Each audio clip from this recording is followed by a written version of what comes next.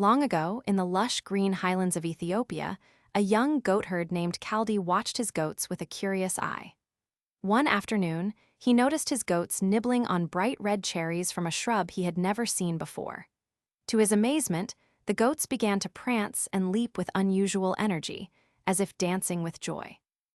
Kaldi, intrigued by this strange behavior, decided to taste the cherries himself. He found the fruit sweet, and the seeds inside gave him a pleasant, alert feeling. Excited, he gathered a handful of the red cherries and hurried to the local monastery to share his discovery. At the monastery, a white-robed monk listened to Kaldi's tale with skepticism.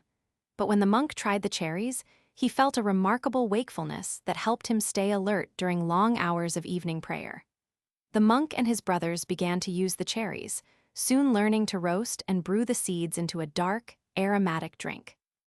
Word of this energizing drink spread across the Red Sea to Yemen, where farmers began to cultivate the coffee shrub in terraced fields. In the port of Mocha, coffee became a prized trade good, and the world's love affair with the bean had begun. The dancing goats of Kaldi had set in motion a journey that would change history. Coffee first escaped the highlands of Yemen in the 15th century, carried by pilgrims to the holy city of Mecca.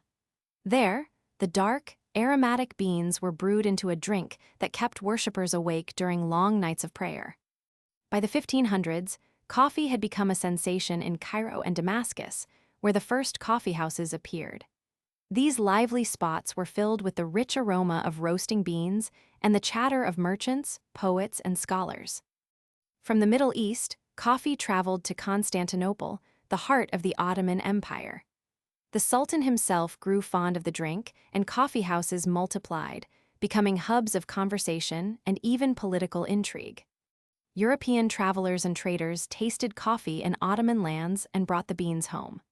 Venice, a gateway to the West, saw its first coffee house open in 1645, serving the dark, aromatic brew to curious Italians. Coffee soon reached Paris, London, and Vienna, where it was met with both excitement and suspicion. In Vienna, after the Ottoman siege of 1683, coffee beans left behind by the retreating army sparked a local coffeehouse craze. The Viennese added milk and sugar to mellow the bitter brew, creating a drink that delighted the city.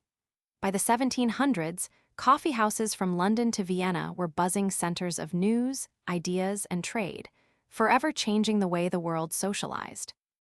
By the early 1700s, coffee had become a prized commodity in Europe, but the Ottoman monopoly on its supply made it expensive and unpredictable.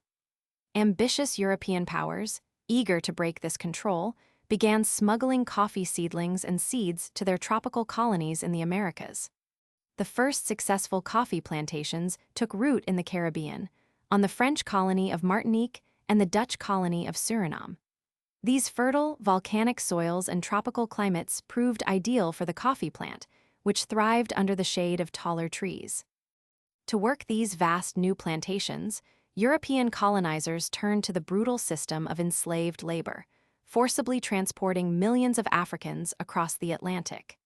Enslaved men, women, and children endured backbreaking labor under the tropical sun, from planting and weeding to harvesting and processing the coffee cherries. By the late 1700s, coffee from the Americas flooded European markets, driving down prices and transforming coffee from a luxury for the elite into a daily drink for the masses. The profits from these plantations fueled the growth of ports, banks, and empires, while the human cost remained hidden in the fields. As coffee consumption soared, so did the demand for land and labor, pushing plantation agriculture deeper into the rainforests and mountains of Latin America. This relentless expansion reshaped ecosystems and societies, leaving a legacy that would echo long after the empires that built it had crumbled. In the early 20th century, coffee lovers faced a dilemma. Brewing a fresh cup took precious minutes that a fast-paced world could no longer spare. The solution arrived in the form of instant coffee, a dehydrated powder that could dissolve in hot water within seconds. Inventors like David Strang and George Washington refined the process, turning liquid coffee into fine, dark brown granules that retained the bean's bold aroma. While instant coffee conquered convenience, Italy's Luigi Bezzera and Achille Gaggia were engineering a different kind of revolution, the espresso machine. Their inventions forced hot water through finely ground beans under high pressure, producing a concentrated, crema-topped shot in under 30 seconds. The hiss of steam and the rich, dark drip became the signature sounds of a new coffee culture. These innovations paved the way for global coffee brands like Nescafé, which launched in 1938 and soon became a household name. Factories churned out millions of cans of instant coffee, each filled with the same uniform granules that promised a consistent cup anywhere in the world. Advertisements showed smiling families enjoying instant coffee, and the beans' journey from remote farms to urban kitchens was now faster than ever. By the mid-20th century, coffee had shed its slow, ritualistic past and become an instant commodity, ready at the flick of a switch or the stir of a spoon. Espresso bars multiplied, and instant coffee tins filled pantry shelves, proving that the same bean could satisfy both a hurried commuter and a leisurely connoisseur. The world was now wired on coffee, and the revolution showed no signs of slowing down. The third wave movement transformed coffee from a mere caffeine fix into an artisanal experience, where every sip tells a story of origin and craft. In sleek, minimalist cafés, baristas in crisp white aprons carefully pour water over freshly ground beans, coaxing out delicate floral and fruity notes. This modern ritual invites us to slow down and appreciate the science and passion behind each cup.